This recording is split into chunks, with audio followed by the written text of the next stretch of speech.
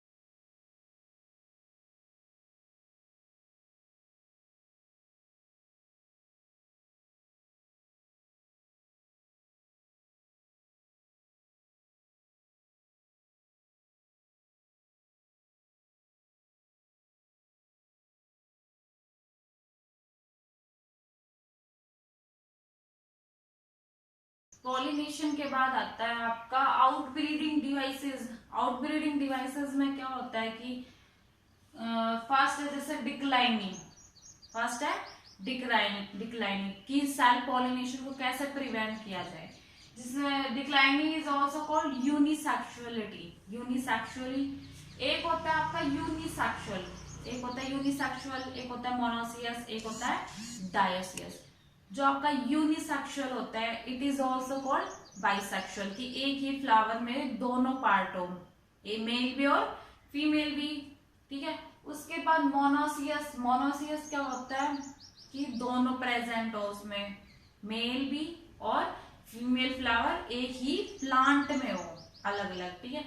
उसके बाद डायोसियस आता है। डायोसियस मतलब एक फ्लावर दूसरे प्लांट पर और दूसरा अलग प्लांट पे, एक प्लांट पे मेल और दूसरे प्लांट पर फीमेल, ठीक है।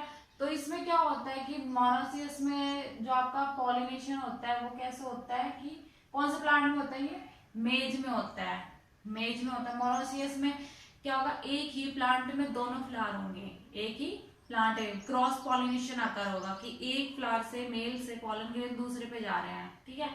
और उसके बाद डायोसियस में क्रॉस पॉलिनेशन होगा, कैसे कि एक प्लांट के फ्लावर से दूसरे प्लांट के फ्लावर पे जा रहे हैं पोलन ग्रेन, ठीक है।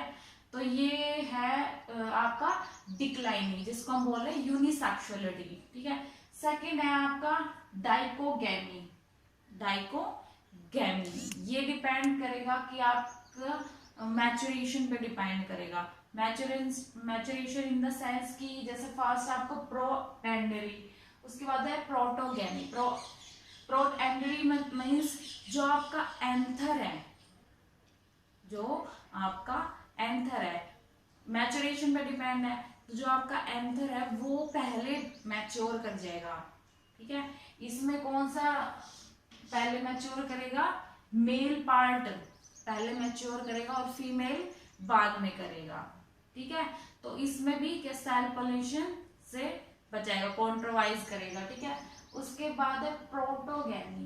प्रोटोगैमी क्या होता है कि जो आपका फीमेल पार्ट है वो पहले ग्रो करे, वो पहले मैच्योर करे, ठीक है। क्यों है ये, क्या क्यों हम ये पढ़ रहे हैं कि जैसे कैरेक्टर होते हैं, एक ही फ्लावर होता है, वेरिएशन नहीं आती। अगर एक ही फ्लावर, एक ही प्लांट के एक ही फ्लावर में पॉलन ग्रेन ट्रांसफर हो रहे हैं और पॉलिनेशन हो रहा है तो क्या वेरिएशन आएगी नहीं, कैरेक्टर न्यू बनेंगे ही नहीं ना। तो इसको प्रिवेंट करने के लिए, ठीक है। उसके बाद आता है आपका हेट्रोस्टाइलिंग, 2 or 3 types of flower with different height of style. ये हेट्रोस्टाइली आपका डिपेंड करेगा पोजीशन पर डिपेंड करेगा। जैसे ये है आपका फ्लावर, ये है जैसे स्टिग्मा, ये स्टिग्मा है और ये है आपके पॉलन ग्रेन। तो देखो कितना ज्यादा डिफरेंस है, मेल में पॉलन ग्रेन की डिस्टेंस और स्टिग्मा में कितना ज्यादा डिफरेंस है। ऐसा तो नहीं कि ये ऐसे आ जाएंगे, ठीक है। तो ये विंड के थ्रू हो सकता है कि इस प्लांट से दूसरे प्लांट में ट्रांसफर हो जाए, तो ये डिपेंड कर रहा है पोजीशन पर। ये था आपका आउटब्रीडिंग डिवाइसेस। नेक्स्ट टॉपिक आता है pollen pistol interaction. Pollen pistol interaction हमने अब लास्ट टॉपिक में पढ़ा था कि पोलिनेशन में क्या होता है, ट्रांसफर हो रहे थे पोलन ग्रेन कहाँ पर, स्टिग्मा पर, वहां तक हमने पढ़ा था। बट वो फ्यूज कैसे होंगे, उसका इंट्रैक्शन कैसा हुआ, पोलन और पिस्टल के बीच में, पोलन जो कि मेल है और पिस्टल जो फीमेल है, दोनों के बीच में इंट्रैक्शन कैसे हुआ। इंट्रैक्शन मीन्स जैसे ये है आपका स्टिग्मा, ये पार्ट आपका स्टिग्मा, ठीक है। इस पर ये जैसे अटैच हो गए पोलन ग्रेन, ये हो गए अटैच पोलन ग्रेन। और ये है किसका, ये जो आपका ये पूरा है, ये इस पूरे पार्ट को हम क्या बोलते हैं, स्टिग्मा स्टाइल, और ये ओवरी है, इसको हम बोलते हैं पिस्टिल, ठीक है, इसको हम बोलते हैं पिस्टिल। तो यहाँ पर pollen grain due to pollination यहाँ पर अटैच हो गए, और ये है किसका पिस्टिल, किस, जैसे हमने एग्जांपल ले लिया, ये है एप्पल का, ये है एप्पल का, ठीक है। उसके बाद एक तो ये पोलन ग्रेन है यहाँ पर मैंगो का एक उसके बाद एक है एप्पल का, ये दूसरा भी एप्पल का है, ठीक है। तो ये जैसे है आपका एक ही इनमें से क्या करेगा, पोलन ट्यूब फॉर्म करेगा, एक ही क्या करेगा इनमें से पोलन ट्यूब फॉर्म करेगा। और इस वाली पोजीशन पर पहले पोलन इंटरेक्शन में जो प्रोसेस है उसमें फर्स्ट स्टेप क्या होगा कि वो लैंडिंग प्लेटफॉर्म बनाएगा, कौन, स्टिग्मा, किसके लिए, पोलन के लिए। लैंड हो गए यहाँ पे पोलन, लैंड होने के बाद क्या होगा कि यहाँ से वो क्या करेंगे, वाटर और न्यूट्रिएंट को एब्जॉर्ब करेगा, कौन एब्जॉर्ब करेगा, पोलन्स, ठीक है, पोलन एब्जॉर्ब करेंगे। उसके बाद क्या फॉर्म, पोलन ट्यूब एंटर करने के बाद यहाँ पर क्या फॉर्म होगी, पोलन ट्यूब फॉर्म होगी, पोलन ट्यूब फॉर्म होगी। तो ये पोलन पिस्टल इंसेक्शन में 3 स्टेप में ये प्रोसेस कंप्लीट हो रहा है कि सबसे पहले वो लैंडिंग प्लेटफॉर्म बनाएगा स्टिग्मा, किसके लिए, पोलन के। उसके बाद वो वाटर नरिशमेंट जो भी उसको एब्जॉर्ब करना होगा ग्रोथ करने के लिए वो एब्जॉर्ब करेगा। और एट द थर्ड पॉइंट में क्या होगा, वो पोलन ट्यूब फॉर्म्ड करेगा, ठीक है, कहाँ, स्टाइल वाली पोजीशन पे। तो ये था आपका पोलन पिस्टल इंटरेक्शन।